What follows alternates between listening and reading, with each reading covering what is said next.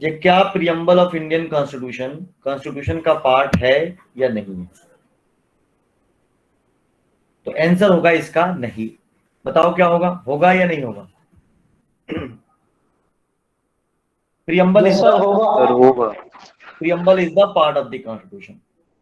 लेकिन एक केस था, बेरूबरी का केस था, उसमें सुप्रीम कोर्ट ने यह कह दिया था कि प्रियम्बल जो है कॉन्स्टिट्यूशन का पार्ट नहीं है। किस केस में कहा था? बेरूबरी के केस में कहा था। रिकॉर्डिंग कर रहे हैं? Are you recording? ओके, ठीक है। नहीं नहीं, हमें कोई इश्यू नहीं है, मैं इस पे कर रहा हूँ ना, मिस हो जाए तो। प्रियम्बल के केस, क्वेश्चन सबसे पहले प्रियम्बल अरे भैया 1-2 मिनट रुको, बहुत सारे भेजने लगे लोग, हिल जाता।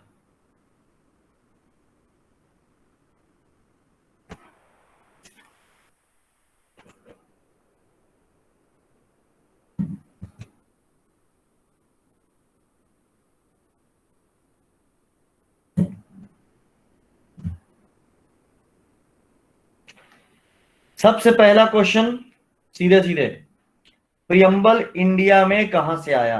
यूएनओ से आया। कहां से आया? यूएनओ से आया। यूएनओ में कहां से आया? यूएसए से आया। ओरिजिन ऑफ प्रियम्बल क्या है? यूएसए है। लेकिन इंडिया में कहां से आया? यूएनओ से आया। Got it? पहले कॉन्स्टिट्यूशन बना या प्रियम्बल? तो पहले कॉन्स्टिट्यूशन बना, बाद में प्रियम्बल बना। पूरा कॉन्स्टिट्यूशन बन चुका था तो फिर प्रियम्बल बना। पंडित जवाहरलाल नेहरू ने ऑब्जेक्टिव रेजोल्यूशन कॉन्स्टिट्यूएंट असेंबली में पास किया था। वही ऑब्जेक्टिव रेजोल्यूशन आगे चल के क्या बन जाता है? प्रियम्बल बन गया। Same objective resolution become the preamble. फिर प्रियम्बल क्वेश्चन आता है, क्या प्रियम्बल सोर्स ऑफ पावर है या नहीं है? Answer is no. फिर क्वेश्चन आएगा, क्या प्रियम्बल के अंदर बदलाव कर सकते हैं या नहीं कर सकते? क्या प्रियम्बल कॉन्स्टिट्यूशन का पार्ट है या नहीं है? प्रियम्बल जो है कॉन्स्टिट्यूशन का पार्ट है। किस केस में कहा? केशवानंदा भारती केस में कहा। और कहा साथ साथ जे इसके बेसिक स्ट्रक्चर को हम नहीं बदल सकते, प्रियम्बल के बेसिक स्ट्रक्चर को नहीं बदल सकते, और preamble is the part of the constitution and thus it can be amended. और 42nd अमेंडमेंट 1976 में 42nd अमेंडमेंट 1976 में प्रियम्बल के अंदर चेंजेस किए गए और उसमें 3 नए वर्ड जोड़े गए थे, सोशलिस्ट, सेकुलर एंड इंटीग्रिटी। 3 नए वर्ड जोड़े गए थे। अभी तक यही रहा है, अभी तक कोई फर्दर चेंज नहीं हुआ। अब प्रियम्बल डिक्लेयर करता है इंडिया को। प्रियम्बल कहता है जो हिंदुस्तान किस तरीके का देश होगा। प्रियम्बल कहता है हिंदुस्तान एक सोवरेन, सीक्वेंस याद रखना है, sovereign, socialist, secular, democratic and Republic. ठीक है, sovereign, socialist, secular, democratic, Republic देश है। फिर प्रियम्बल जो है, प्रियम्बल न्याय देती है, क्या है? जस्टिस की बात करता है। Preamble talks about the justice. अब क्वेश्चन अराइजेस हियर, जे किस तरीके का जस्टिस प्रियम्बल प्रोवाइड करेगा?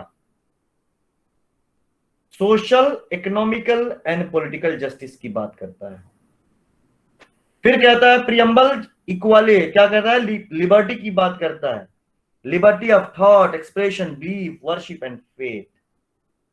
ठीक है। फिर प्रियम्बल इक्वालिटी की है, स्टेटस एंड अपॉर्चुनिटी की बात करता है। ठीक है।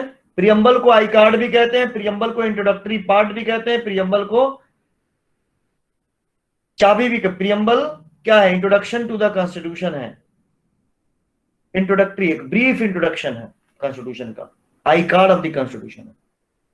हो गया, प्रियम्बल से यही आएगा, क्वेश्चन आएगा तो इससे ज्यादा नहीं आएगा। क्या प्रियम्बल में अमेंडमेंट कर सकते हैं? यस।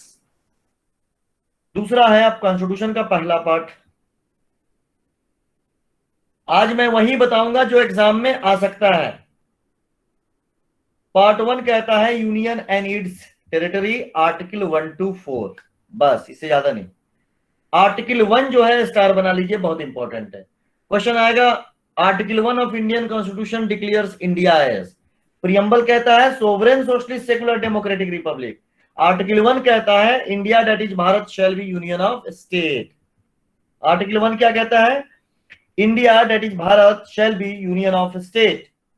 आर्टिकल 2, 3 इंपॉर्टेंट नहीं है, अगर पूछता है तो 2 में एडमिशन, 3 में फॉर्मेशन ऑफ न्यू स्टेट। अब यहां से क्वेश्चन आएगा, रिसेंटली इंडिया में स्टेट का क्रिएशन किया गया है, यूटी बनाए गए हैं, दो यूटी बना है। एक बना है जम्मू एंड कश्मीर और दूसरा बना है लद्दाख। ठीक है, यूनियन टेरिटरीज। और जो जम्मू एंड कश्मीर के अंदर जो कुछ भी हुआ वो एक अमेंडमेंट था, कॉन्स्टिट्यूशनल अमेंडमेंट था या स्टेट रीऑर्गेनाइजेशन बिल था? स्टेट रीऑर्गेनाइजेशन बिल था, नहीं कि अमेंडमेंट था। Got it? It was not a constitutional amendment, it was a state reorganisation bill. Again the question arises here, क्या क्वेश्चन यहां से आपके लेवल पे पूछा जाएगा, इंडिया में अब टोटल यूटी कितने हो गए? दो पहले थे टोटल यूटी, 7 यूनियन टेरिटरीज थे, 2 यहां से मिल गए, कितने हो गए? 9। अब क्या इंडिया में 9 है या 8 है? तो एक दादरा एंड नगर हवेली को क्या हो गया? तो at present there is 8 UT. हर यूटी का कैपिटल आपको पता होना चाहिए। कौन सा यूटी किस हाई कोर्ट के जुडिक्शन में आएगा ये आपको पता होना चाहिए। Got it? लक्षद्वीप किस हाई कोर्ट में आएगा? Kerala high court. Andaman Nicobar high court, West Bengal. तो आपको ये सब चीजें पता होनी चाहिए, ये कौन से हाई कोर्ट में कौन सा यूटी आएगा। Got it? ओके, यूटी के कैपिटल पता होना चाहिए, और इंडियन स्टेट्स में खासतौर पे 7 सिस्टर स्टेट्स जो हैं उनका कैपिटल आपको पता होना चाहिए। That is very important, I am telling you. Next, part two कहता है citizenship. Part 2 deals with the citizenship. India में सिटीजनशिप सिंगल है, कुछ कंट्रीज ऐसी हैं, छोड़ दीजिए, इंडिया में सिटीजनशिप सिंगल सिटीजनशिप है, और उसका कंसेप्ट सिटीजनशिप का कहां से आया? यूके से आया। उसके मोड्स हमने आपको बता रखा है, कैसे कैसे आप सिटीजनशिप मिलेगा, कैसे कैसे छीना जाएगा। ठीक है,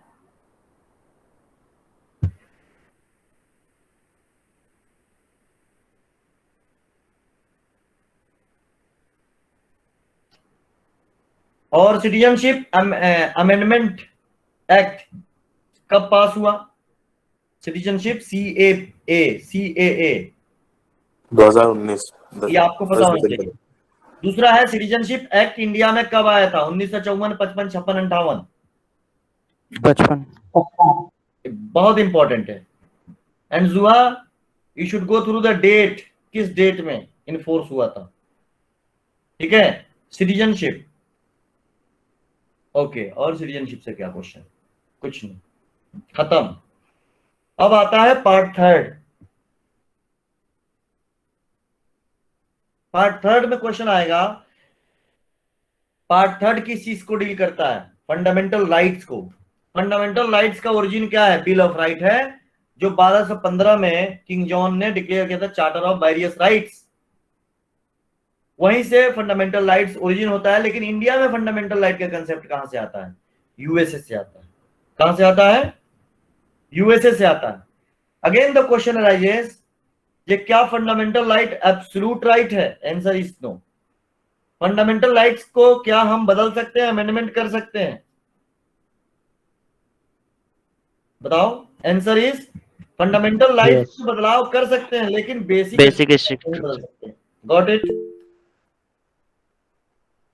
बेसिक स्ट्रक्चर को नहीं बदल सकते। फिर क्वेश्चन आएगा, फंडामेंटल राइट्स कितने हैं? 6 हैं। पहले 7 थे, अब कितने हैं? 6 फंडामेंटल राइट्स। फिर क्वेश्चन आता है, फंडामेंटल राइट्स के गार्जियन माई बाप कौन होता है? सुप्रीम कोर्ट होता है। तो अगर कोई भी लॉ, अगर सरकार के द्वारा लॉ बनाई जाती है जो आपके फंडामेंटल राइट्स को टेक अवे करता है, तो क्या वो लॉ रहेगा या खत्म हो जाएगा? वो लॉ जुडिशियल रिव्यू हो जाएगा। तो आर्टिकल 12 से लेकर 35 तक, 12 to 35, not 14 to 32, 12 to 35 deals with the fundamental rights. ठीक है, अब आर्टिकल 12 क्या है भाई? डिफिनेशन ऑफ स्टेट है। What article 12 talks about? Definition of state. What do mean by the term ejusdem generis of like nature? I have already told you, ये पता होना चाहिए आपको। एजिस्डम जेनेरिस जो वर्ड है ये आपको पता होना चाहिए। अगेन एक दो वर्ड मेरे दिमाग में चल गया out of the this polity revision, वो लिख लो। एक्सट्राडिशन लिखो, एक्सट्राडिशन किसे कहते हैं?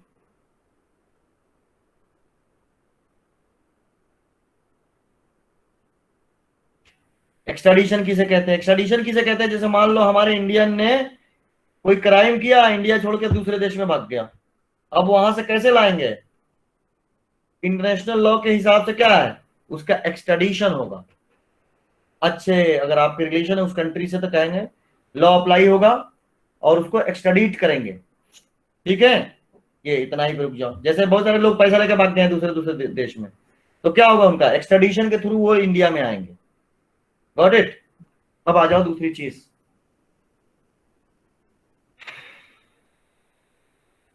Part third. आर्टिकल 12 से इससे ज्यादा कुछ क्वेश्चन नहीं आएगा। अब क्वेश्चन आएगा आर्टिकल 13 क्या है? Judicial review. आर्टिकल 13 क्या है? Judicial review. आर्टिकल 13 को कहते हैं teeth of the fundamental rights.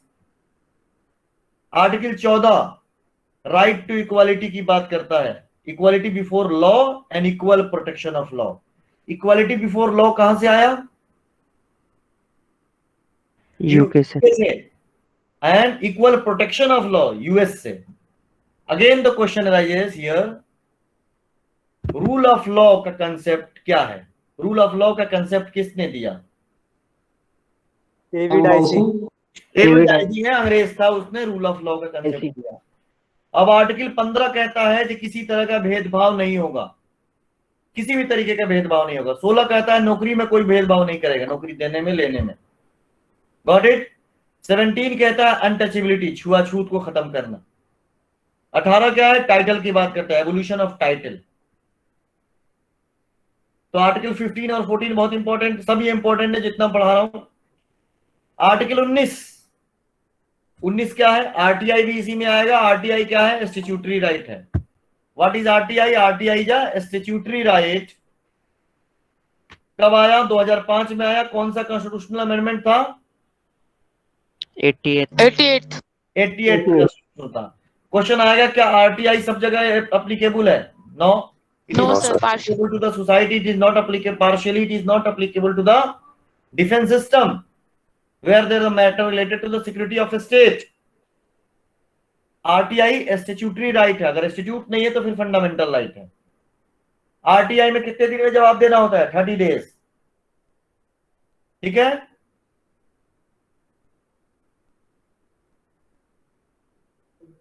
RTI का फीस कितना है? 10 रुपया। और क्या सर रिपीट कर दिए जो लास्ट में कहा आपने। 10 रुपए फीस है।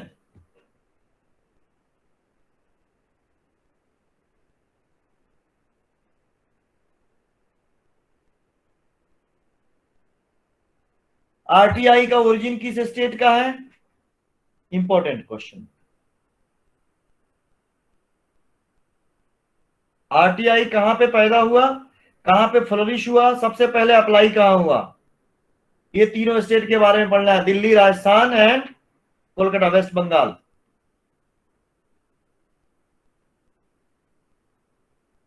आर्टिकल 19(1) मीडिया भी इसी में आता है, आरटीआई भी इसी में आता है, press, freedom of speech and expression.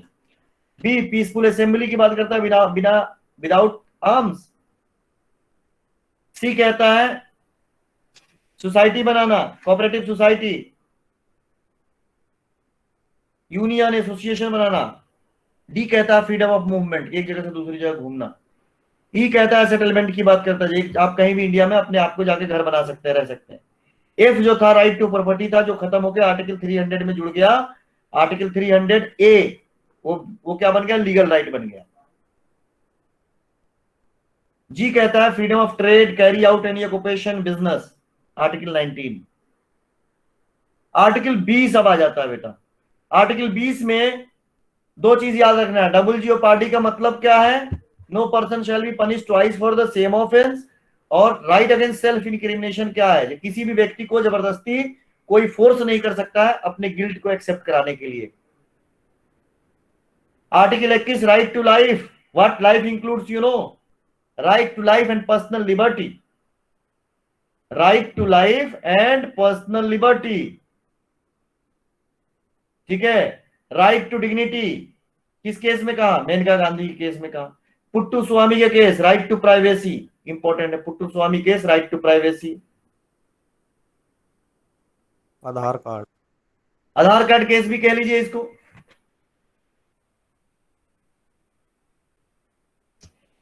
Article 21A right to education, 6 से 14 साल के बच्चों को फ्री कंपलसरी एजुकेशन दिया जाएगा। 6 से 14 साल के बच्चों को सरकार फ्री में कंपलसरी एजुकेशन देगी। पहले ये प्रोविजन जो था आर्टिकल 45 में था, लेकिन 86 कॉन्स्टिट्यूशनल अमेंडमेंट एक्ट के तहत 2002 में ये क्या बन गया, राइट टू एजुकेशन बन गया। लेकिन इंप्लीमेंट कब हुआ, 2009 में। Got it? और क्या, आर्टिकल 22 में एक्सक्लूडिंग द ट्रेवल टाइम बता दिया भाई, किसी भी आदमी को अगर पुलिस अरेस्ट करेगी तो उसको पुलिस की ड्यूटी है जब बताए भाई क्यों अरेस्ट कर रही है, नहीं बताती है तो उस आदमी को राइट है, पूछ सकता है क्यों अरेस्ट हो रहा है। उस आदमी को अरेस्ट होने के 24 घंटे के अंदर जुडिशियल ऑफिसर कोर्ट के सामने पेश करना है। अगर कोर्ट के सामने वो आदमी पेश नहीं होता है, नहीं किया जाता है, तो उस आदमी को राइट है जो सुप्रीम कोर्ट जा सकता है, हाई कोर्ट जा सकता है, रिट अप्लाई होगा, हेबियस कार्पस। इसमें एक एक्सेप्शन है, excluding the travel time. Kerala से पकड़ के अलीगढ़ लाना था, अब जाहिर सी बात है 24 घंटे से ज्यादा हो जाएगा, तो यहां पे उसको निकाल दिया जाएगा। जो अरेस्टेड पर्सन है उसको राइट है जो वो अपने डिफेंस के लिए एक लीगल प्रैक्टिशनर एडवोकेट को हायर कर सकता है। और आर्टिकल 22 स्पेसिफिकली जो है इंडियन सिटीजन के लिए। अब अगला फंडामेंटल राइट्स है, right against exploitation, article 23 and 24। Right 24 कहता है चाइल्ड लेबर की बात करता है। चाइल्ड लेबर से जब भी क्वेश्चन आएगा, MC मेहता एक बहुत बड़े एडवोकेट है, वो केस मुकदमा करते रहते हैं, PIL करते रहते हैं चाइल्ड लेबर पे, उन्होंने किया था यहाँ। भोपाल गैस ट्रेजेडी पे किया, बहुत सारे करते रहते हैं। भोपाल गैस ट्रेजेडी में क्या हुआ था, ये इंपॉर्टेंट हो सकता है, याद आ गया MC मेहता इसलिए बता रहा हूं, ठीक है। एंजुआ, it was the MC Mehta case in which the doctrine of absolute liability came in origin में आया। जैसे बेसिक स्ट्रक्चर जो थ्योरी किस केस से आया, केशवानंदा भारती केस से बेसिक स्ट्रक्चर थ्योरी आता है। उसी तरीके से MC Mehta versus union of India, जो भोपाल गैस ट्रेजेडी का केस था 1984 का, उससे एब्सोल्यूट लायबिलिटी का केस थ्योरी का, डॉक्ट्रिन का ओरिजिन हो जाता है। ओके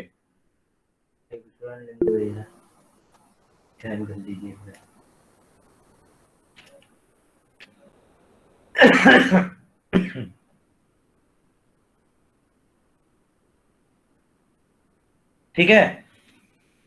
अब चाइल्ड लेबर 6 से 14 साल के बच्चों का है, और इससे ज्यादा question. Trafficking in human trafficking article 23 में आएगा।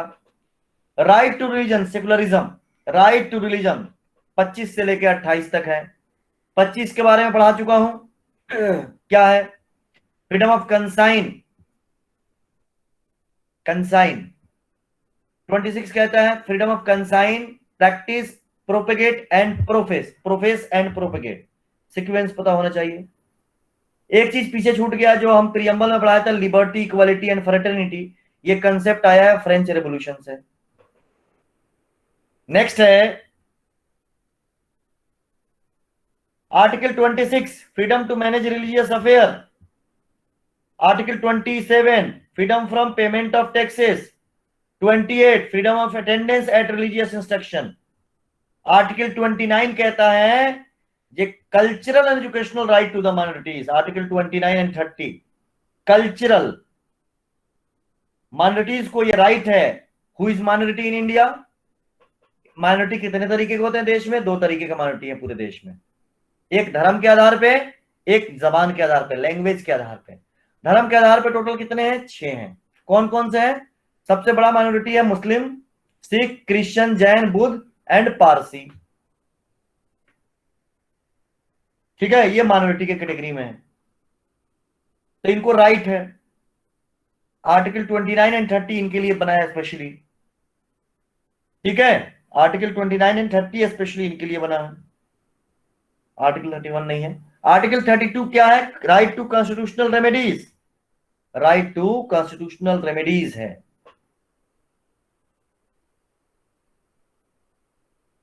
इसमें रिट्स है habeas corpus, mandamus, certiorari, prohibition, ये सारे रिट्स का क्या काम है उसमें लिखवाया हुआ है। Prohibition to stop, mandamus to command, habeas corpus to produce. ठीक है, जो पढ़ चुके हैं उनको तो समझ में आ रहा होगा।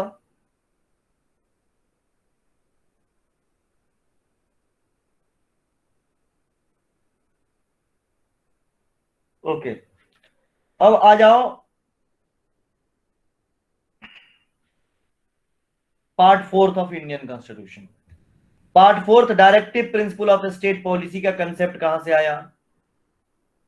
आयरलैंड। आयरलैंड। आयरलैंड से आया।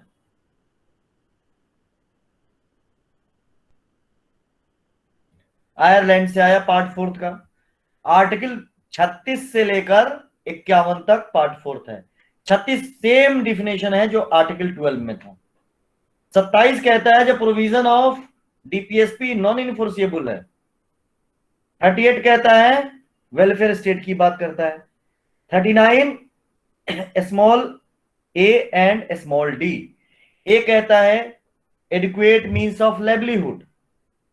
डी कहता है equal pay for equal work. 39 capital A 42nd amendment 1976, इसमें कहता है free legal aid to indigent person. Indigent person, indigent को अंडरलाइन करो, गरीब आदमी को फ्री लीगल एड मिलेगा, कानूनी सहायता मिलेगी। Article 40 organisation of Panchayati Raj.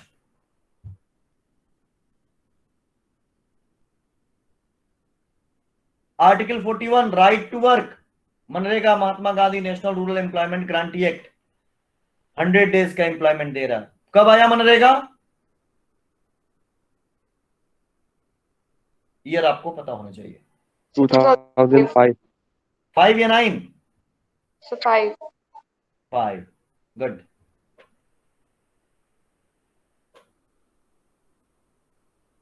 Article 42 maternity benefit, कितने हफ्ते औरतों को मैटरनिटी बेनिफिट मिलेगी? 26 weeks। 26 हफ्ते। कौन सा अमेंडमेंट था? Maternity benefit amendment act 2017। 2017 47 नहीं, आर्टिकल 42 में मैटरनिटी बेनिफिट की बात करता है और कह रहा है ये 26 हफ्ते, कितनी डिलीवरी तक? 2 डिलीवरी तक। तीसरी डिलीवरी में फिर 12 हफ्ता हो जाएगा। 43 लिविंग वेज, इतनी मजदूरा को मजदूरी मिल जाए, वेज का मतलब मजदूरी, जिससे जिंदा रह ले, ठीक ठाक रह ले। 44 uniform civil code. 45 early childhood care, 1 से 6 साल के बच्चों को अर्ली चाइल्डहुड केयर किया जाएगा, ठीक है।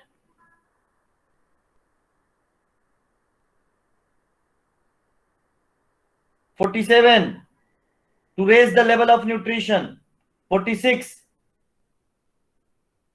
कहता है social and economical advancement, sorry educational and economical advancement, educational to the SC ST OBC and others.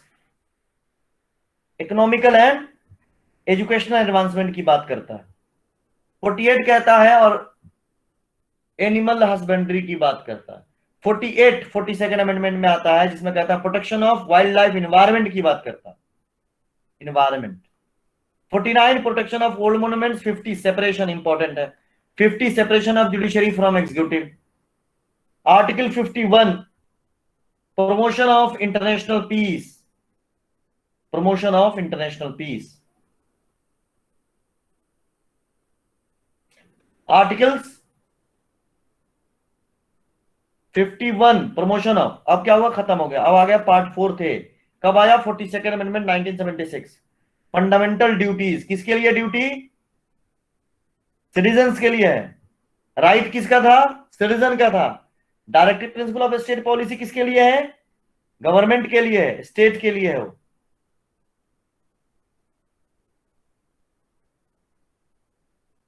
Total duty है कितने? 11। ड्यूटी नंबर 11 है, वो कहता है जो माता पिता हैं वो अपने बच्चों को पढ़ाएं, 6 से 14 साल के बच्चों को। 86 अमेंडमेंट 86 अमेंडमेंट 2002।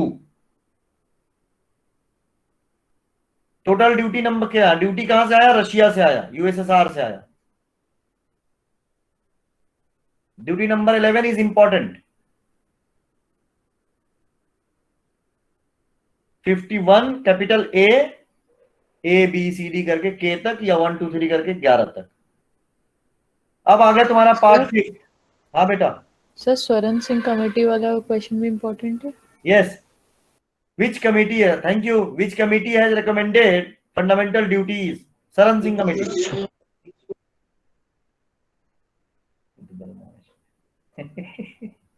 थैंक यू सुआ।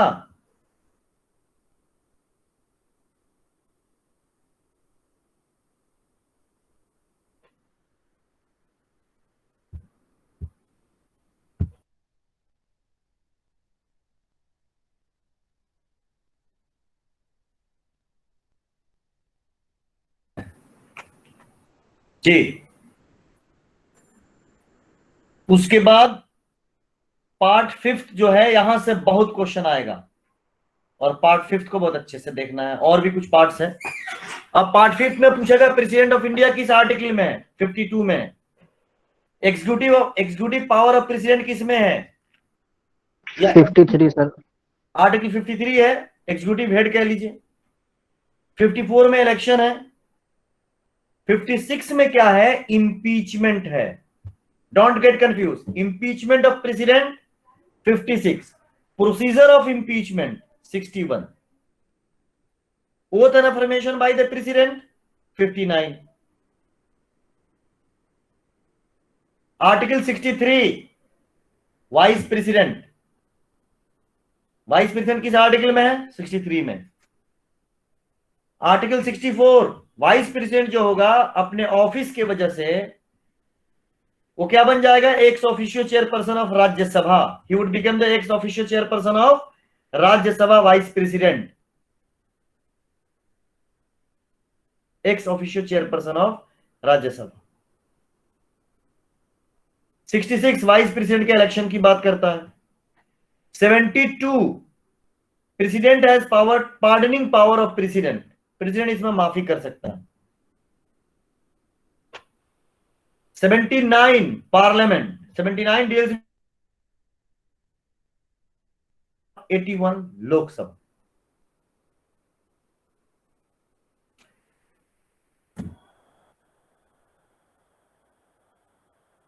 एक 105 parliamentary privilege. 110 money bill. 123 important. 123 क्या है? Power of president to issue ordinance, the validity of the ordinance shall be 6 month. 6 महीना उसकी वैलिडिटी रहेगी। तो किसकी? प्रेसिडेंट ऑफ इंडिया की, जो ऑर्डिनेंस इशू करेगा उसका। Whatsoever the ordinance has been issued by the President of India, that shall have the validity for the period of 6 months. Okay. Next है आर्टिकल 124। क्वेश्चन आएगा supreme court किस article में? Article 124 में। जजेस की salary किस में है? आर्टिकल 125 में है।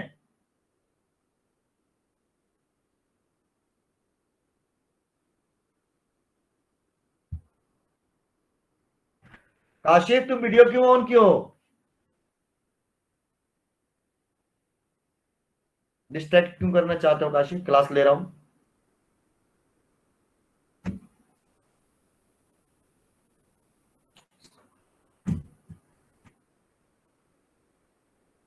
वन 129 क्या है? Supreme court to be the court of record. 130 क्या है? Seat of supreme court. Supreme court का सीट कहां होगा? 131 jurisdictions, original jurisdictions of supreme court. 136 SLP. 137 supreme court has the power to review its own judgment. अपने judgment को दोबारा supreme court फैसले को बदल सकता है।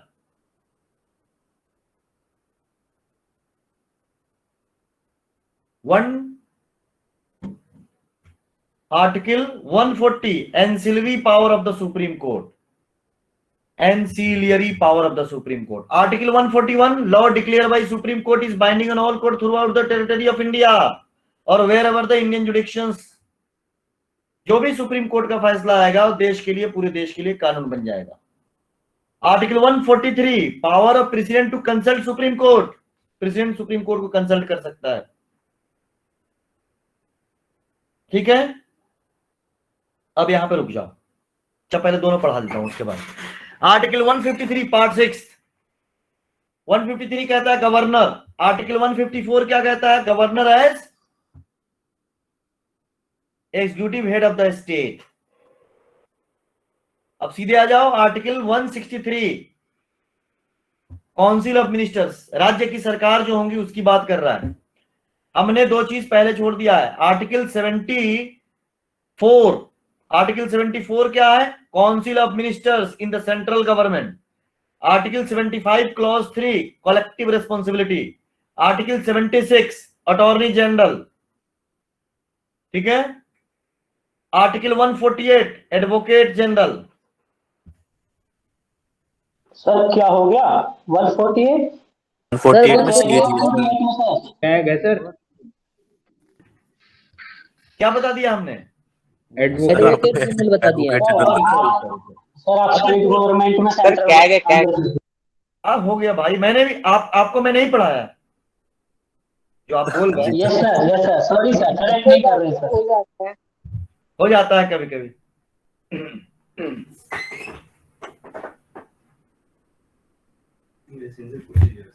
ठीक है, तो आर्टिकल 148 कैग है, कंप्यूटरोलर ऑडिटर जनरल. ठीक है. 165 है एडवोकेट जनरल. क्या है? एडवोकेट जनरल है.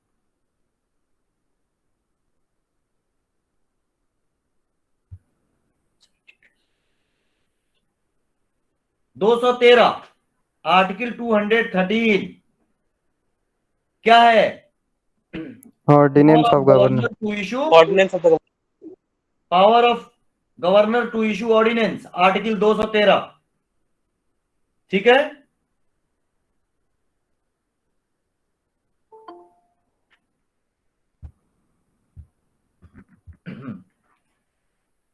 Article 214 high court. Article 215 high court to be the court of record. Article 219 क्या लिखवाया था? oath and affirmation of High Court. Oath and affirmation of the high court जज. आर्टिकल 221, 22, 23, 24, 225, 226, 227, 28, 30, 31, 230, 37, 235. ठीक है. कुछ है इसमें? आर्टिकल 233 डिस्ट्रिक्ट जज. और कुछ लिखवाया था? 226 में रिट्स इशू कर सकती है.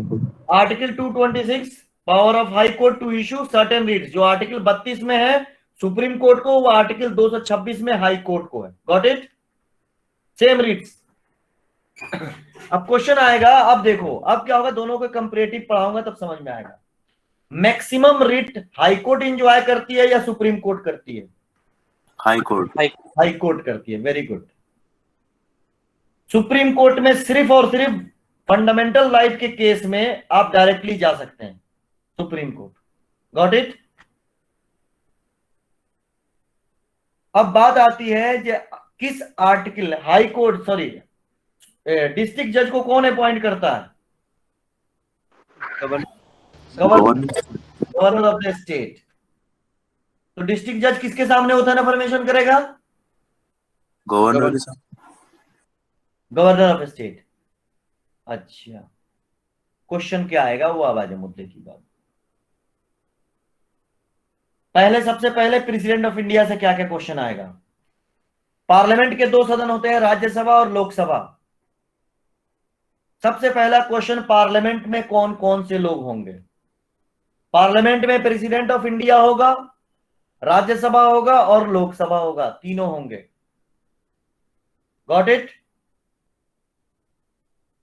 अब सेंट्रल गवर्नमेंट में जो भी मंत्री बनेगा उसमें वो उसको मेंबर ऑफ पार्लियामेंट होना जरूरी है, राज्यसभा से हो या लोकसभा से हो। अगर नहीं है तो 6 महीने के अंदर मेंबरशिप लाना होगा मंत्री बनने के लिए। अब मंत्री, प्राइम मिनिस्टर भी एक मंत्री है और होम मिनिस्टर भी मंत्री है, सब मंत्री हैं। टोटल स्ट्रेंथ का 15% ही मंत्री बन सकते हैं by the amendment 91st amendment में ये आया कि सिर्फ 15% ही लोग मंत्री बन सकते हैं। अब राज्यसभा जो है, क्वेश्चन आएगा which house of the parliament is most powerful, Rajya Sabha और Lok Sabha? Lok Sabha. Obviously Lok Sabha is most powerful. क्या राज्यसभा में मनी बिल इंट्रोड्यूस हो सकता है? No sir. No sir. No, Rajya Sabha में सिर्फ ऑर्डिनरी बिल, लोकसभा में ईदर ऑफ द बिल, कोई सा भी बिल इंट्रोड्यूस किया जा सकता है। Who introduce the bill? Speaker. Speaker of Lok Sabha. Speaker of Lok Sabha. Who decide the nature of bill, whether the bill is money bill or ordinary bill? Speaker of Lok Sabha. Speaker of Lok Sabha. Very good.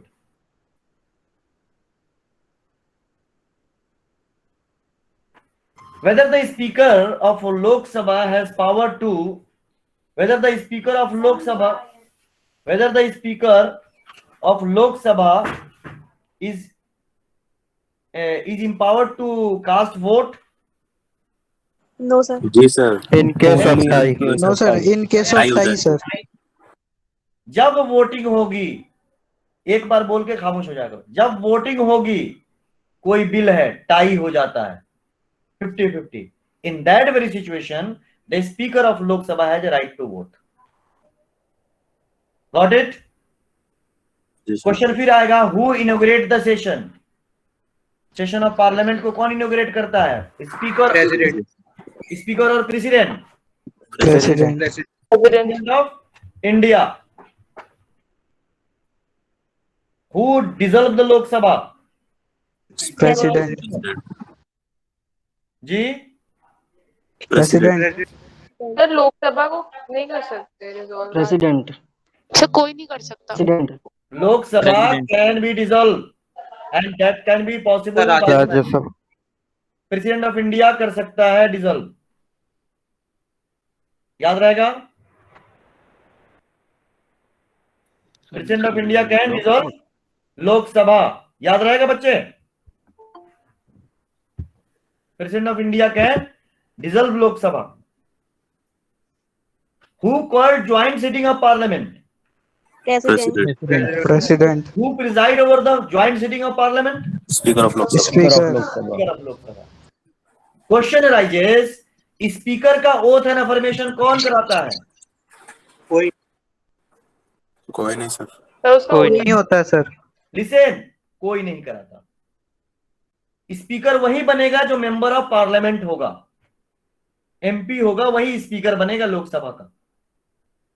जब MP बनेगा उसका oath and affirmation president of India कराएगा in capacity of member of parliament.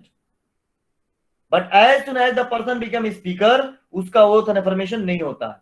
Speaker is elected by the member of the house, जो house के member होते हैं वही उसको इलेक्ट करते हैं। Got it? तो पहला स्पीकर देश का कौन था और आज कौन है? GV Mavalankar. GV Mavalankar. And at present who is? Om Birla. Om Birla. Om Birla Om Birla. Speaker of Lok Sabha. First women speaker Meera Kumar. Meera Kumar. Kumar, not Kumari. Meera Kumar. ठीक है, नेक्स्ट। प्रेसिडेंट ऑफ इंडिया का ओथ एंड अफर्मेशन कौन कराता है? Chief justice. प्रेसिडेंट रिजिग्नेशन किसको देता है? Vice president.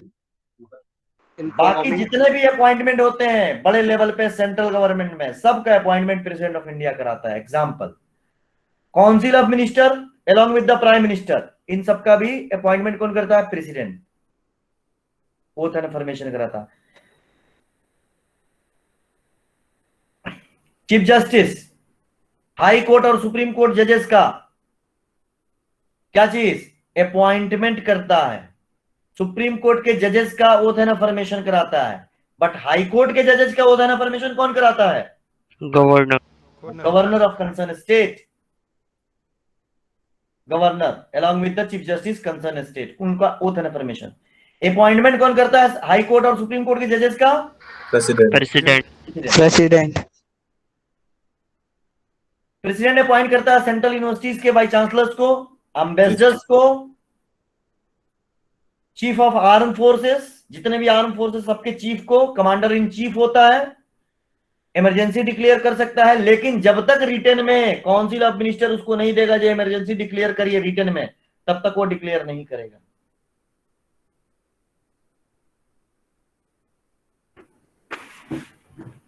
President enjoy much veto than the governor or governor enjoy much veto than the president? Governor.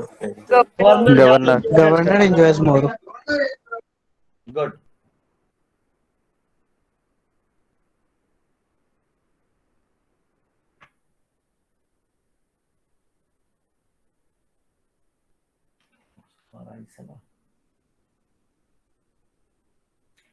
Proxy litigation क्या होता है? पीआईएल होता है public interest litigation. Public interest litigation के father किसको कहते हैं? पीएन भगवती को कहते हैं। पीएन। प्रॉक्सी लिटिगेशन क्या होता है? फर्जी। सर जो दूसरे के वर्च्यू में करे थे। फर्जी, फर्जी।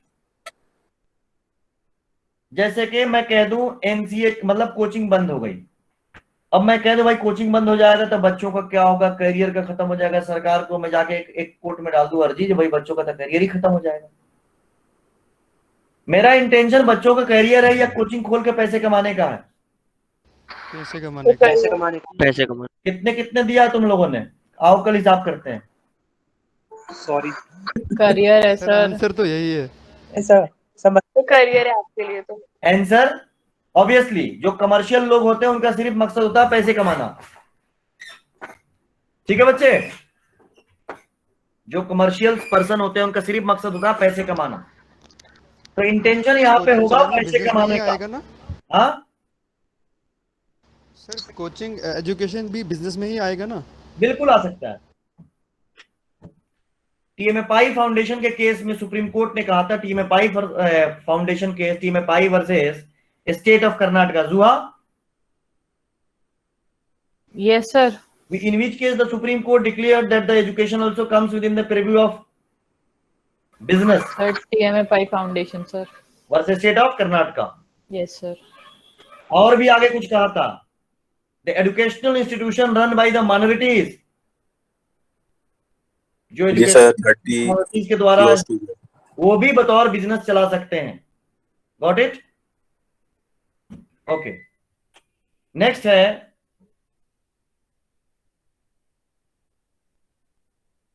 प्रेसिडेंट का। हो गया था। जब प्रेसिडेंट अपना डिसीजन देगा तो स्पीकर ऑफ लोकसभा को कंसल्ट करके करेगा, देगा वाइस प्रेसिडेंट को, but he has to consult with speaker of Lok Sabha.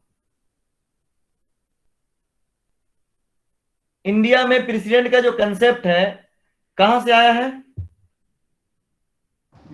UK. और यूके में प्रेसिडेंट है। आयरलैंड। The USA से। यूएसए से आया सर। प्रेसिडेंट का इलेक्शन जो इंडिया में होता है वो कैसे होता है? आयरलैंड से आया सर। आयरलैंड। इलेक्शन का कंसेप्ट कहां से आया? आयरलैंड से। आयरलैंड से आया। कैसे होता है इलेक्शन इंडिया में? Through electoral Indirect। Electoral college. Listen, through electoral college. Who are the constituent of electoral college? MPs, Lok Sabha, Rajya Sabha, Lok Sabha, and MLA, state assemblies के मेंबर्स, एमएलएज।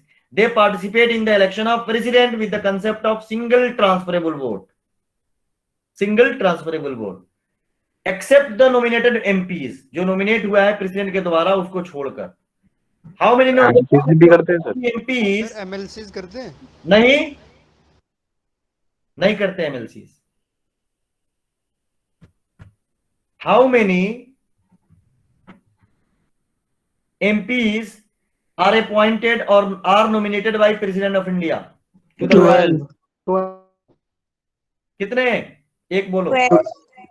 12. पहले कितने थे? 14. 14. How many members are in the Lok Sabha? 0. 0. किस amendment में आया? 104।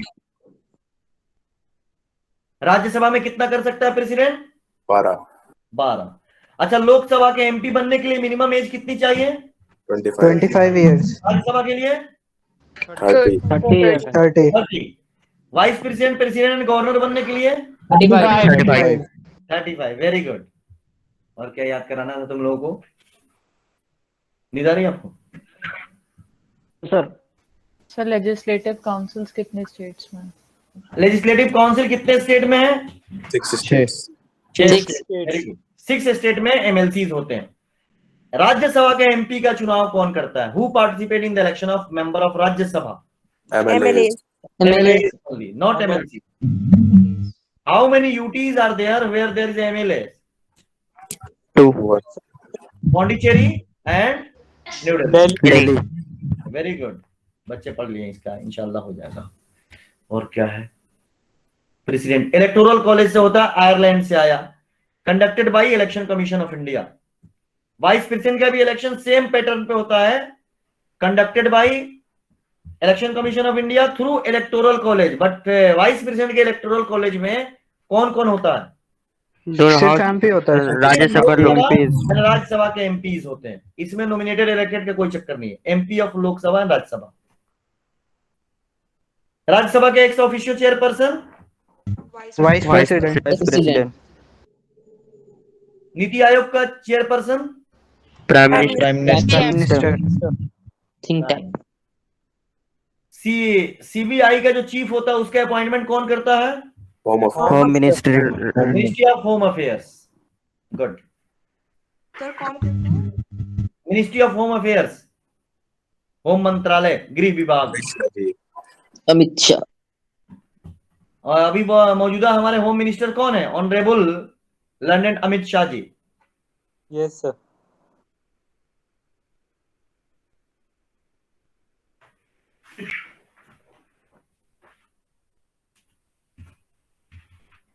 और क्या पूछना है पार्लियामेंट से? How many members are there in Lok Sabha? 545. 55. 550। पढ़ के जाना देखो, 550। सर ये बात सही है, 545 you are right, but question यह नहीं आएगा, 550 वाला आएगा। कितना है? 550। 550. राज्यसभा में कितने हैं? 250। 250. Out of 250 how many are nominated? 12। 12. Okay. और क्या आएगा इसमें सर को? हमारे prime minister honourable Narendra Modi किस कंस्टिट्यूएंसी से आते हैं? वाराणसी. Very good. अमित शाह गांधीनगर। हाँ, ये दोनों लोगों का पता होना चाहिए। और राहुल गांधी? वायनाड वायनाड केरला में। सबसे ज्यादा लोकसभा के जो एमपी है किस स्टेट से आते हैं? यूपी। कितने? 33. यूपी से 33 आते हैं। राज्यसभा 31। 31 सर। हमने तो पूछा भी नहीं, हमने पूछा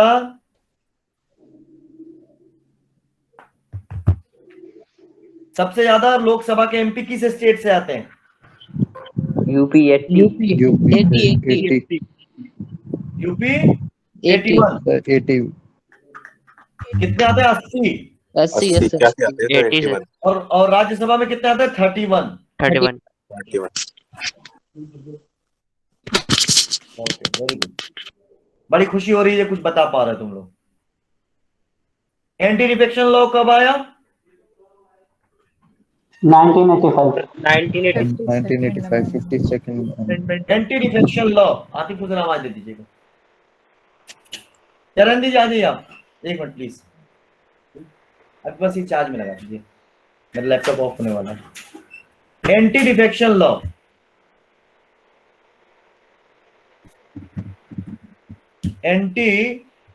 लॉ किस अमेंडमेंट में आया था? 52। 52nd amendment. अच्छा, एंटी डिफेक्शन लॉ कितने परसेंट पे अप्लाई होगा? 1/3. 1/3. Less than 1/3. 1/3 पे अप्लाई नहीं होगा. 2/3. Less than 1/3. ये दीजिए इसको, इसके नीचे नीचे. हाँ बस ठीक है. Thank you. और क्या बात करना था? एंटी डिफेक्शन पूछ लिया. गवर्नर किसके प्लेजर पे होल्ड कर सकता है ऑफिस? President. प्रेसिडेंट के प्लेजर पे.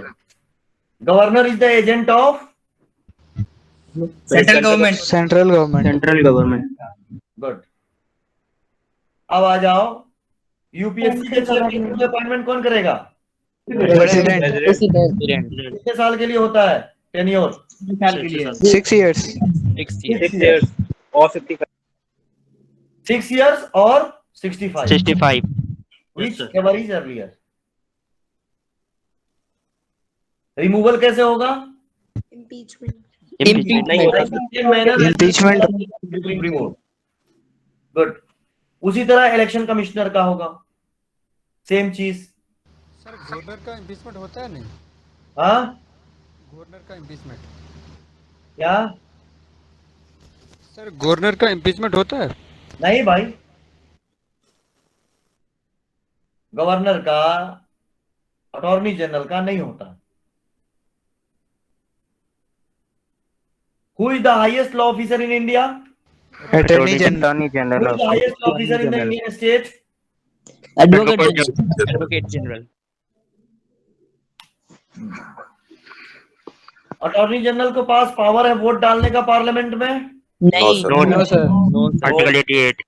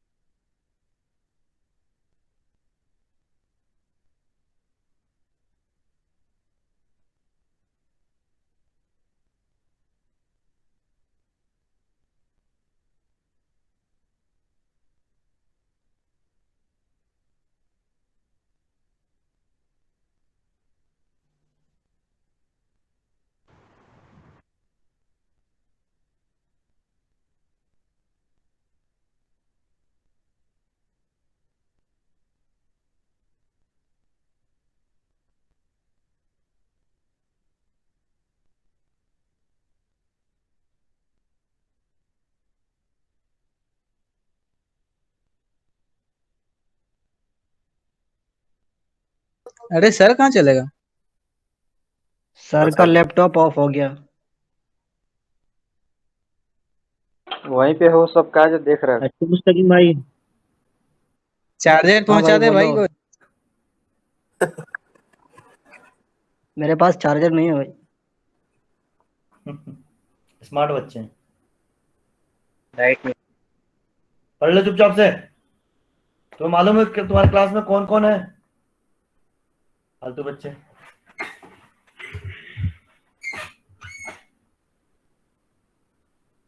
Okay.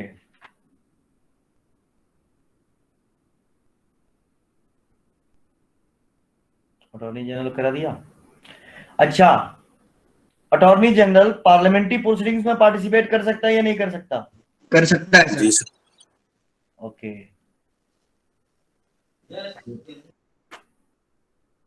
Who appoint attorney general? President of India. President. The president. Okay, president. Attorney general हो गया. कैग, कंप्यूटर ऑडिटर जनरल, 6 साल या 65 साल. Removal like the same manner removal of जज ऑफ सुप्रीम कोर्ट. इसको public purse भी कहते हैं. Which article deals with the finance commission? 280. काफी है. मुझे लगता है जो इसमें अब कुछ पढ़ाने का नहीं है. अल्हम्दुलिल्लाह ठीक है मामला. अल्लाह ने चाहा तो कामयाब. अब वक्त जाया करने से बेहतर है ये दो पेपर को थोड़ा सा देख लेते हैं, कैसा रहेगा? सर एक कंफ्यूजन था छोटा सा। हाँ यस सर। एक कंफ्यूजन था सर हमें छोटा सा। पूछ, छोटा क्या बड़ा से बड़ा पूछो भाई। यूपीएससी चेयरपर्सन का इम्पीचमेंट टेस्ट होता है सर नहीं होता है? उसको भी इम्पीचमेंट होगा। होगा sir. Thank you. UPSC, election commissioner, CAG, ये सब। सर स्पीकर का क्या होगा? स्पीकर के क्या हो तो कभी भी हटाया जा सकता है। जब उसके मेंबर के बाद तो छोड़ दे, दूसरा आएगा। सर स्टेट इलेक्शन कमीशन का क्या होगा? हाँ, स्टेट इलेक्शन का क्या होगा सर? उसका अपॉइंटमेंट स्टेट इलेक्शन कमीशन का नहीं सर, क्या सर उसको इम्पीचमेंट हटाएंगे बोल रहा है। सेम मैनर है, सेम मैनर।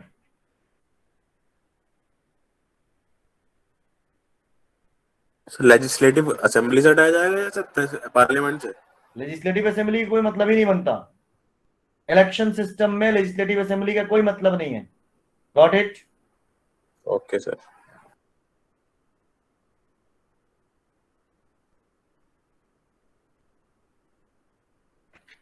एक क्वेश्चन, एक साल का बीए के क्वेश्चन देख लेते हैं, थोड़ा सा आपको सोल्व करवा देते हैं ताकि आपको आइडिया लग जाए। बीए का पहले करेंगे फिर लॉ का करेंगे।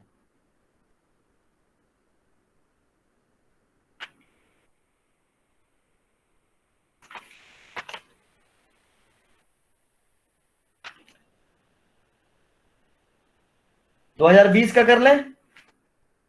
जी sir. Yes sir. Yes sir.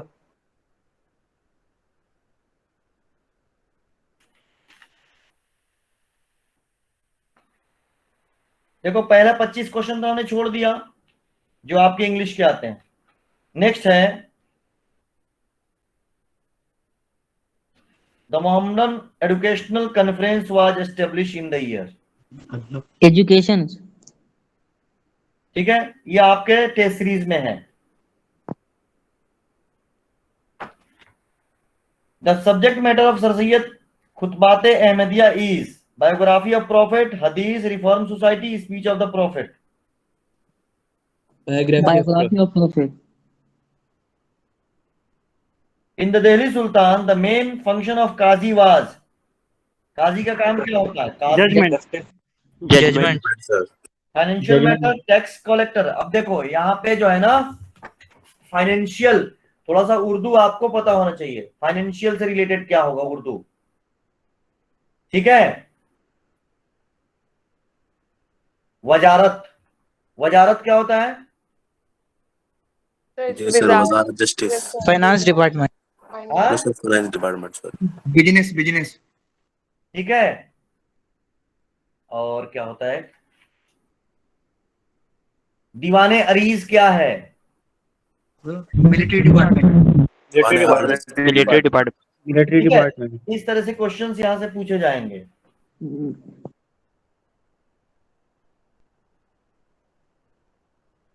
The commentary of the Quran written by sir Syed is named as Tarjumanul, Tafsirul Quran, Bayanul Quran, Tafsirul Quran. Tafsirul Quran sir. Revolutions कौन लाते थे? ये कौन से फरिश्ते थे जो जिब्राइल अलैहिस्सलाम। हजरत जिब्राइल अलैहिस्सलाम। जिब्राइल अलैहिस्सलाम। जिब्राइल भाई तुम्हें गाइड भी लिखे हुए हैं जो नाज गाइड पढ़ते हो। Hyder Ali and the Tipu Sultan tried to overthrow the East India Company from India in the 16th century, 19th century, 15th or 18th? 18th century। 16 18th century। 18th century। 17th century. 18th century। 1857 में sir उन्होंने part लिया था। हाँ, 1857 के revolution में टीपू सुल्तान ने part किया। तो फिर 1857 कौन सा होगा? 19th सेंचुरी होगा। सर 1857 में कैसे टीपू सुल्तान? 17th century. 17 है तो लिसन, 17th century। एक साल बेटा 100 साल में होता है। लिसन, 1799। 100 साल आगे चलता है। Always remember. टीपू सुल्तान के बारे में बताओ, कब पैदा हुए, कब इंतकाल हुआ? 1799 को वो मार देते। 1799 का मतलब 18th सेंचुरी है। Yes sir.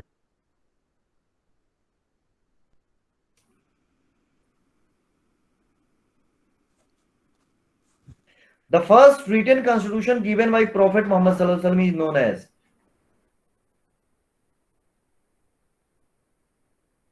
ऑप्शंस क्या है सर? मिथिला के मदीना। मिठाके मदीना, मिठाके तबूक, मिठाके तैफ, मिठाके मक्का। मीठा के मदीना। मुझे नहीं मालूम। Which dynasty succeeded the Tughlaq? Syed dynasty. Syed है। तुगलक जब हारे तो दूसरा कौन सा डायनेस्टी था उसके बाद? सैयद हाँ? Syed Khizar Khan. Arrived in India by sea or route at Kanyakumari, Goa, Malabar, Bengal. Malabar. The famous historian Abu Rihan al-Biruni visited India during the rule of Mahmud Ghaznavi. Muhammad Ghaznavi. Mahmud Ghaznavi sir. Mahmud, yes sir. Mahmud Ghazni या Mahmud Ghaznavi? Mahmud Ghaznavi. Mahmud Ghaznavi. Mahmud Ghaznavi. और Mahmud of गोरी कौन था? Mahmood of Ghazni कौन था? वही तो sir. Sir Mohammad Ghori और महमूद गजनवी अलग अलग। जी। तो एक ने सोमनाथ के मंदिर पे कितनी बार? 25 times. 17 bar. 17 times.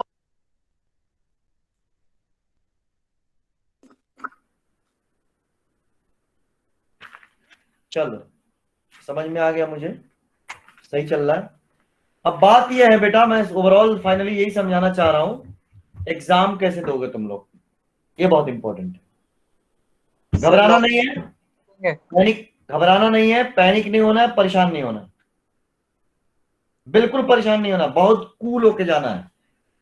Because you are from NCA and I can assure अगर एनसीए के बच्चों को अगर कोई क्वेश्चन नहीं आ रहा है तो बाकियों का तो पता नहीं। फ्रैंकली स्पीकिंग, बाकियों का कुछ नहीं पता। दुआ करिएगा क्वेश्चन टफ से टफ आए। Yes sir. इंशाअल्लाह सर, इंशाअल्लाह। जितना टफ आएगा उतना आपको फायदा होगा।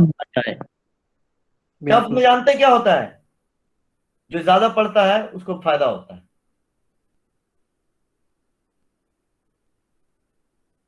एनीवे देखना, अब सबसे पहली चीज तुम्हें बता दूं, बीए और बीएलएलबी दोनों के लिए बता दे रहा हूं, कट ऑफ बाद में बताऊंगा करना कैसे है।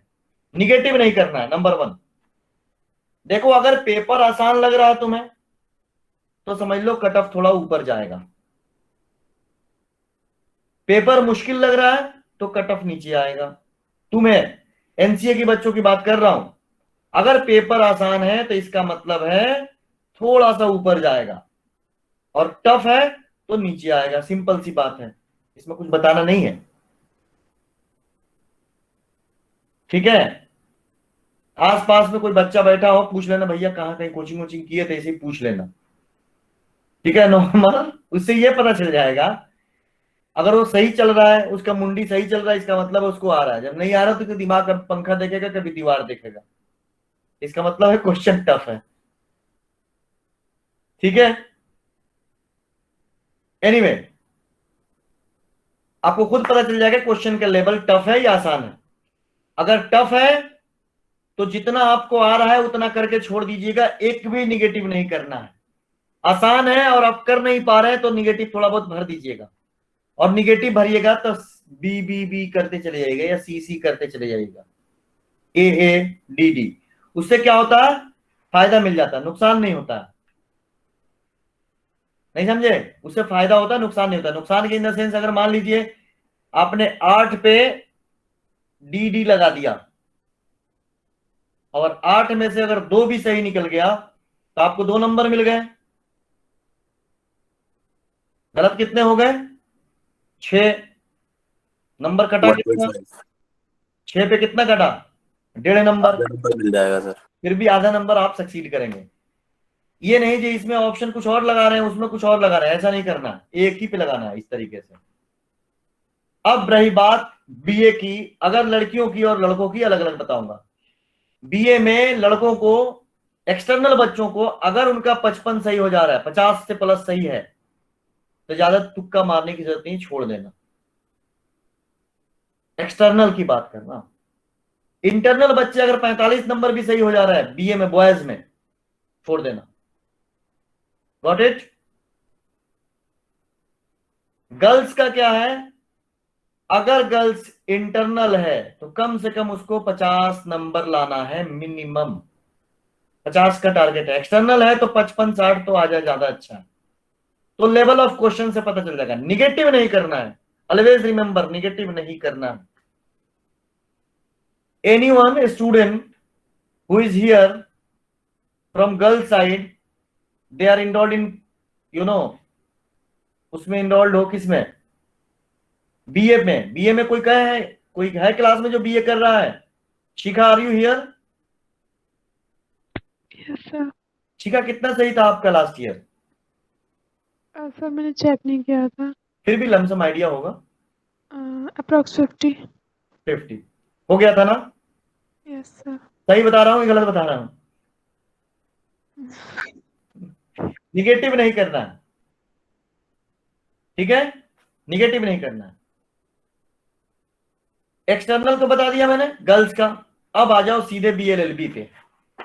बीएलएलबी में, और सबसे पहले एग्जाम, जब कहीं का भी एग्जाम दोगे, बीए में, लॉ में, कहीं भी, तो सबसे पहला तुम्हारा ऑप्शन, सबसे लास्ट में रीजनिंग करना, सबसे लास्ट में रीजनिंग करना। और सबसे पहला तरीका जो, जैसे मैं एग्जाम देता हूं, मैं अपना तरीका आपको बता रहा हूं। ओएमआर बहुत सुकून से 3 मिनट एक्स्ट्रा ले लेना। ओएमआर गलत मत करना, जल्दीबाजी मत करना, बहुत सुकून से भरना, ठीक है?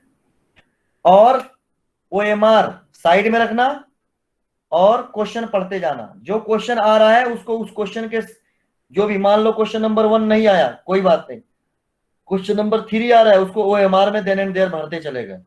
जो आ रहा है उसको ओएमआर में भरते जाओ और वहां पे टिक करते जाओ। जो नहीं आ रहा है उस पे क्वेश्चन मार्क लगा दो।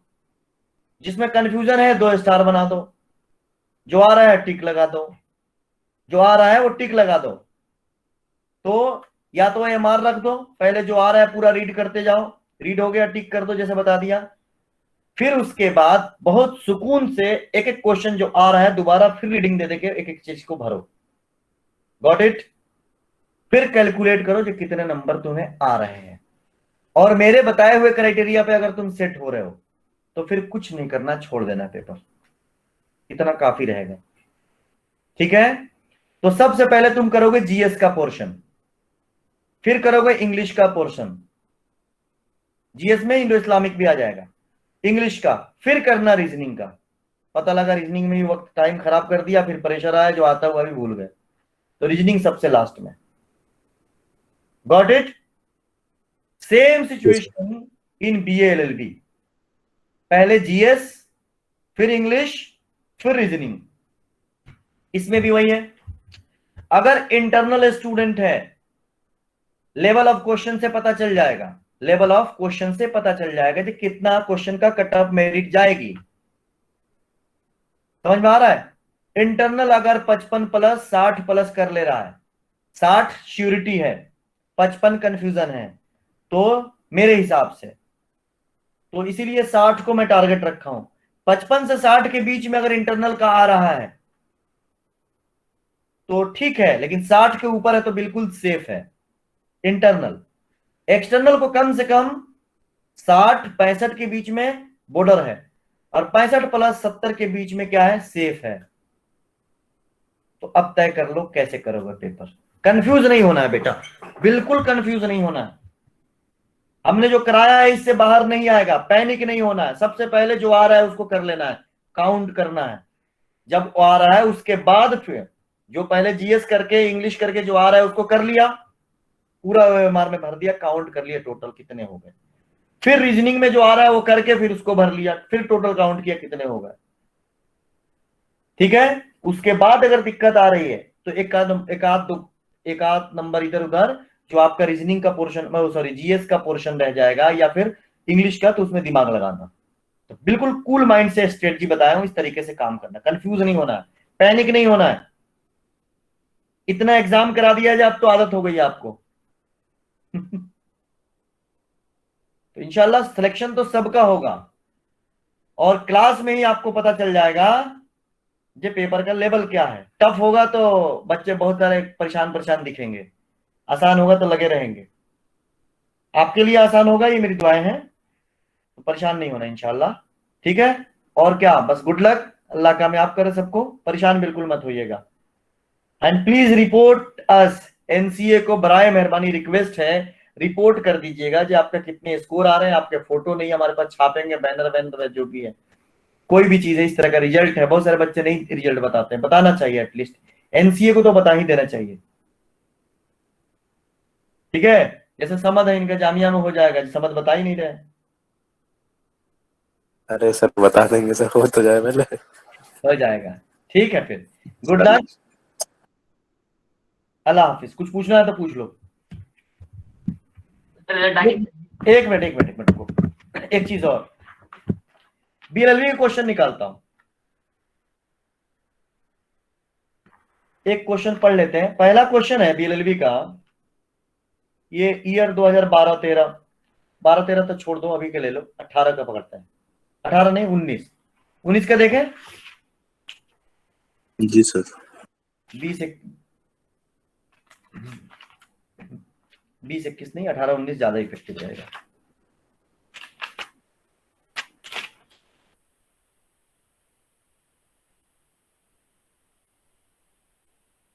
उन्नीस 20 या 18-19, बताइए भाई। सर कोई सा भी उठाइए। सर कुछ भी दे। 19-20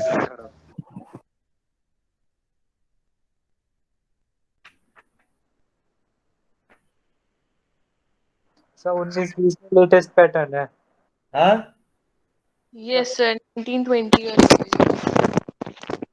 क्या, सर प्रीवियस ईयर का देख लीजिए सर, वो सेम पैटर्न हो। नहीं, यही तो खास बात है। हम 2018-19 का देख रहे हैं, ठीक है, 19-20, 20-21, ओके सर। 18-19 का। The art of beautiful hand writing is called calligraphy. Imtiaz sir ने कराया होगा आपको। जी सर।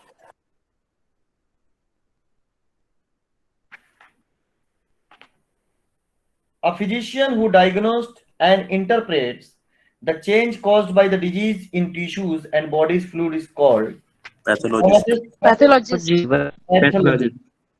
Pathology sir. इसीलिए कहा ना पैथर, बीमारी जो है ना, लॉजी बहुत सारा पढ़ना है, पैथोलॉजी क्या है, हेमाटोलॉजी क्या है, पढ़ाया था। जी सर, हेमाटोलॉजी सर। ये सब आपको पता होना चाहिए, मैंने बता चुका हूँ। इंग्लिश हटाओ भाई, इंग्लिश हटा देते हैं। इंग्लिश ही तो है। हाँ क्या कह रहे बच्चे? सर इंग्लिश ही तो है मेन 40 नंबर की। उसमें लॉ भी आएगा बेटा 40 नंबर में, लीगल इंग्लिश भी आएगी, रीजनिंग भी आएगी, टेंशन ना लो।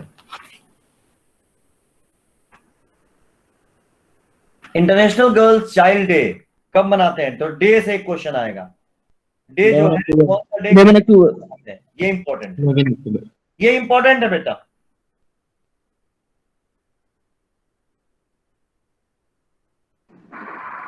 Who of the following is presently working as an Indian judge in International Court of Justice?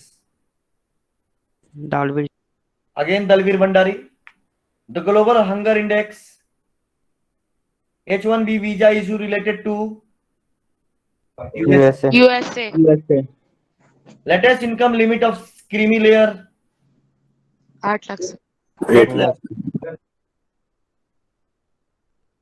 ठीक है। The book Social Expulsion and Justice in India is written by National Law Day. आगे question.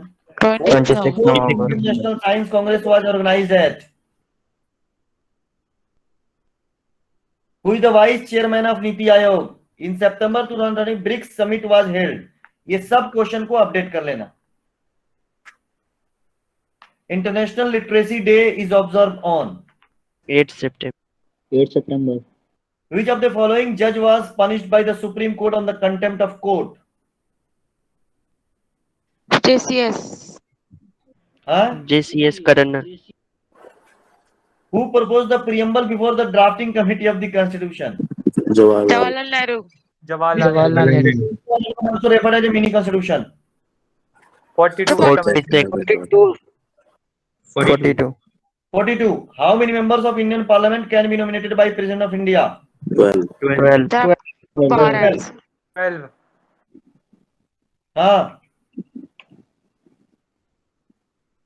Which of the following concept of imbibed in the Constitution as directive principle of the state policy? Uniform civil code, freedom of press, freedom of UCC. personal approach, equality before law.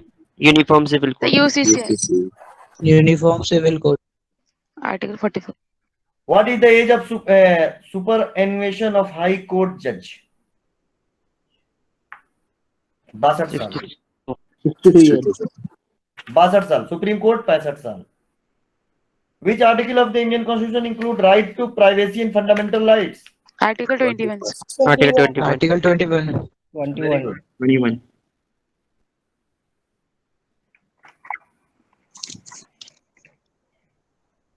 The Supreme Court of India has struck down the practice of instant triple talaq in a Muslim community by saying that the practice of violates certain article of the Constitution. Article 4, Article. 14. Article 14 and 14 to 21. Article 14 and 21.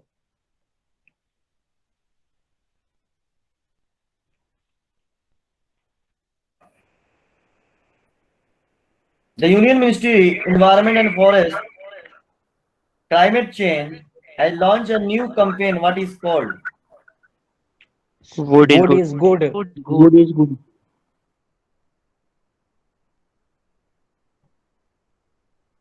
देखो ऐसा है 2018 और 19 और 17 का paper update कर लेना. Update समझ रहे हो? Yes, sir. Yes. जैसे कि क्वेश्चन है global hunger index India has been rank. तो अभी 2021 में क्या है वो 142 है. International girl child day 2017. तो 2018 कर 2021 कर देना. Celebrated on 11 October. तो कर ले जाओगे इंशाल्लाह. इससे बाहर तो नहीं आ रहा है कहीं भी देखा मैंने. जी सर. Yes. ठीक है जाओ.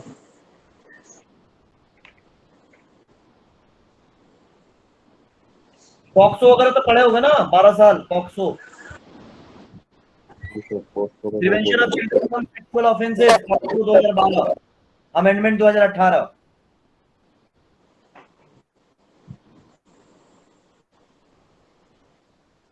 जाओ. टोटल अमेंडमेंट 14 एंड है या 15 एंड है?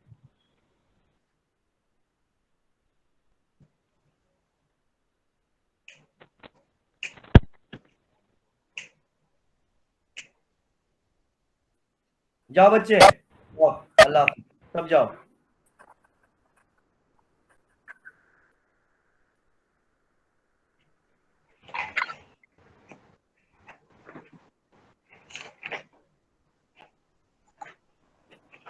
Excuse me, sir. जी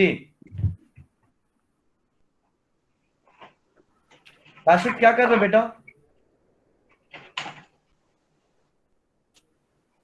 मैं पूछ रहा था कि टोटल अमेंडमेंट 14 एंड है या 15 एंड है? क्या 104 लास्ट है 105 104. गूगल पे भी 145 दिखा रहा है 104. गलत दिख रहा है.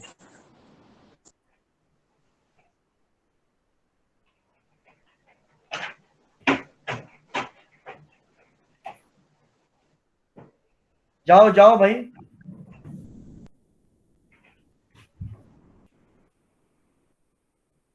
अल्लाह हाफिज. ठीक है सर. अस्सलाम वालेकुम.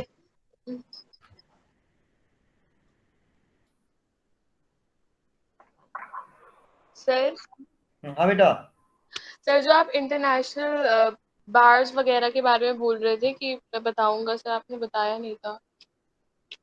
इंटरनेशनल सर बार्स एंड जो प्रिजन है ओल्ड डेल करके मैंने कुछ देखा था पेपर में। अभी आप लोग एग्जाम दे लीजिए, हो सकता है 20 तारीख को मैं कुछ और पेमेंट कुछ चीजें भेजता हूँ, 50 चीजें और 50 क्वेश्चन 50 पॉइंट भेजूंगा, पढ़िएगा उसको, क्या पता किस्मत साथ देते हैं उसमें से आ जाए,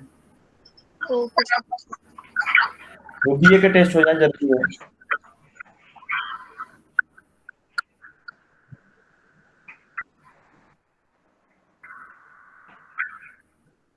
जाओ बच्चे जाओ, सब लोग जाओ जल्दी से। ओके, अल्लाह हाफिज। सर अगर करंट अफेयर्स नहीं आ रहे हो तो सर क्या करें सर? हाँ? एग्जाम में अगर करंट अफेयर्स नहीं आ रहे हो तो सर क्या करें? समझा नहीं। सर अगर करंट अफेयर्स नहीं आ रहा है आंसर सर एग्जाम के अंदर तो क्या करें? सर एक लाइन से लगाते चले जाए सर, कोई भी एक। पूछ रहे हैं करंट अफेयर ना आ रहे एग्जाम में तो क्या करें? टिक लगाते चले जाएं? नहीं, क्यों टिक लगाओगे जब नहीं आ रहा है तो? करंट अफेयर आएंगे ही नहीं सर बीए में अरे इतना पढ़ा दिया, उससे बाहर नहीं आएगा, आएगा उसी में से।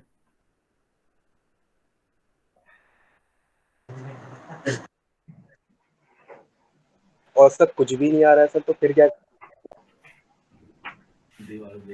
तुमने फीस दे दिया पूरा? यस मार पड़ेगी ना, कुछ नहीं आ रहा है। अफनान जरा सामने आ बेटा, अफनान प्लीज सामने आओ इस वीडियो के साथ।